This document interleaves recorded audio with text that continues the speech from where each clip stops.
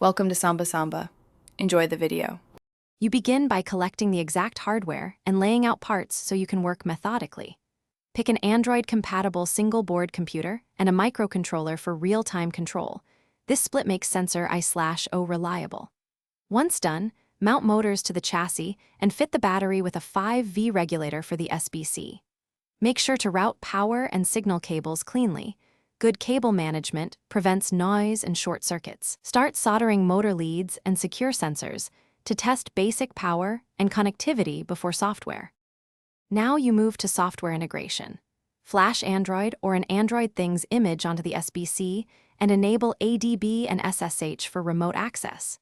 Meanwhile, upload motor driver firmware to the microcontroller and set up a robust serial or I2C bridge so both processors exchange commands and sensor data. Calibrate sensors and create PID loops for stable motion. Stream the camera to an app for live feedback. Make sure to log telemetry during tests so you can fine-tune latency and control gains. Finish by building a simple Android app or service to send commands and display telemetry. Choose REST or MQTT depending on network needs. Conduct stage tests, first power-on checks, then slow motion trials, and finally obstacle avoidance and navigation runs.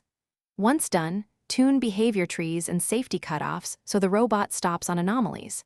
If things go wrong, first inspect power stability and grounds, then verify serial baud settings and I2C addresses. These 3 issues account for most integration failures. Thanks for watching. Consider subscribing if we helped you.